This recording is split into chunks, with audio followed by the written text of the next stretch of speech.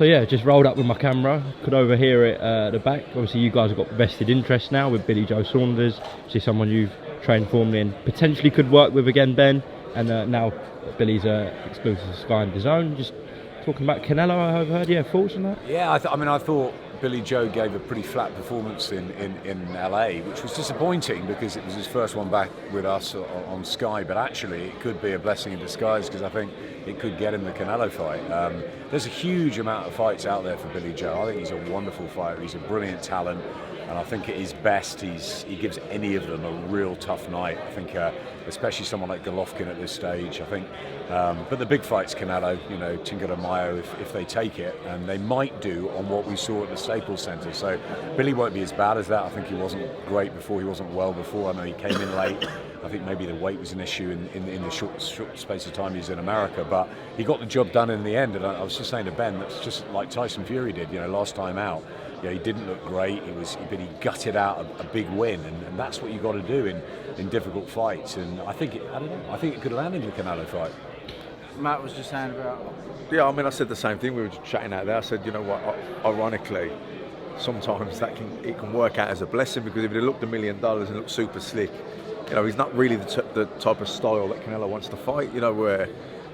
When he was against Lemieux and he was like, tip top and he looked $1 million, he's not really the style that Canelo would pick, but he looked a bit sluggish, he was jet lagged, he was under the weather, came in a few days before, you could see he was really tired, but the fact that he was able to dig in when he was feeling as bad as he was that late on in the fight and find something that wasn't there, but he dug down and got it out and got the win, that says a lot about him, and I kind of got a feeling that it's going to work out for him. I think he might get this Canelo fight. Ben, as I said, yeah, someone you've worked with, very good friends with Billy as well. Didn't work for this one on his last fight, but yeah, watching it at home, thoughts on Billy's performance and the future for him? Yeah, listen, it's no secret, and I texted him saying, listen, out of every negative there's a positive. He got it with a lot more shots than normal, but not one of them fazed him, to be honest, and when he had to find it, he found it, and that's what the greats do. If he lands the Canelo fight, genuinely, hand on my heart, fully confident that he can win that fight, and I believe he can beat all of them. Okay, just moving on to the heavyweight division lastly. See two huge rematches in the pipeline. What have you made of Joshua's recent comments, Adam, to Sky about the fact that if he beats Andy Ruiz, everyone should bow down to me? Ben and I were just talking about Oh, really? that. I mean, yeah, it was a strange thing to say, I think, but look, ultimately he's very, very focused on this, and he's locked himself away for a good few weeks up in Sheffield. He's headed out to Saudi, and it's a massive fight. Richard, how are you? Nice to see you. Everything well? All good. Packing your bags soon. Had to go to Saudi. Saudi, I know. A couple more weeks. Got a rematch here. We got a rematch in Saudi. Well, it's good to be a boxing fan. Important fortnight. Big fights. Big fights. Nice to see you. Yeah, we're just saying that was. Yeah, I mean, listen, he's a couple of weeks away from the biggest fight of his life. I think you take comments with a pinch of salt at this stage. The most important thing for Anthony Joshua is to get his tactics right. Mentally, is he strong? Physically, we know he's got the attributes to dominate Andy Ruiz if he goes about it the right way. He didn't do it in June. Ruiz will be very confident he can do it all over again. Immediate rematches often go the same way. It's a 50-50 fight, and that's why it's so fascinating. I don't see this one on Saturday as a 50-50 fight. Wilder's a heavy favourite, and I think we can all see why.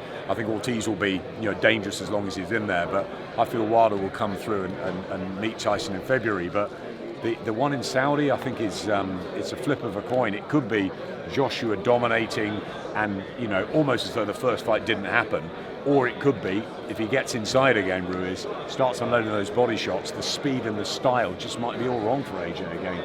It's compelling, isn't it? I think there's obviously boxing needs. a shared interest here in terms of you guys. We all want Wilder to win this Saturday. We all want Joshua to win in 2 weeks. Obviously, we all want to see that Wilder Fury rematch, and then one of them face Joshua down the line, perhaps. Correct, Ben? Listen, it'd be we spoke about it the other day. It'd be probably the biggest fight in British boxing that I can certainly remember. So it's a big one. It's a big one. Do you think it will happen? Jorge was with Andy last night, weren't you? Oh, yeah. So we got Team Joshua and we got Team Andy. Team I'd be in the Fury. middle. And then just the middleman. That's it. I'm just a neutral. I saw Andy a couple of weeks ago. We did a big interview, but he didn't train there. How's he been looking? I mean, is he better than he was? Is he slimmer? Is he fitter? There's been all these stories.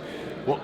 I think now is, to be honest, Andy is naturally fast, but I think now he's training with Manny. He's more precise in his punches, so he knows where to land, when to land.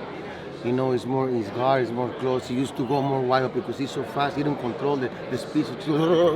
So now he knows he has to be more safe. Mentally though, you said that he's more mentally he's mature. more mature. Mentally he's more mature, you know. I think now that he's on the top, he wants to stay on the top like everybody else. I think I got a lot of respect for Anthony Joshua, but I think it's just Andy. It was not the right style for Anthony. So. It's a bad style for him. It was always a bad style. I think his tactics are crucial. You know, I think that's the box a very disciplined fight. He's got to keep it long or tie him up. He doesn't want to get caught in that mid-distance exchange. Don't hook with a hooker, you know, and especially when he's got faster hands than you. But the thing is, you know, Ruiz is going to put the pressure on him, and he's going to get close to him, and he's going to work the body. And psychologically, how is Joshua going to react when that starts happening? Is he going? The demons going to come back? Is he going to panic, or you know, has he dealt with it and will he relax? These are questions none of us know the answer to until. At this level, I believe that at this level, every fight depends on tactics. If Wilder goes in there with no respect to Ortiz and commits too early, too soon, without setting anything up, he'll get countered and get time. I agree. And that's what's fascinating about boxing. Well, listen, we'll find out the answers to everything very soon, starting with Wilder Ortiz this Saturday. Great fortnight, What's isn't your it? thoughts? And we'll end it there. Thank you very much, guys. Is special.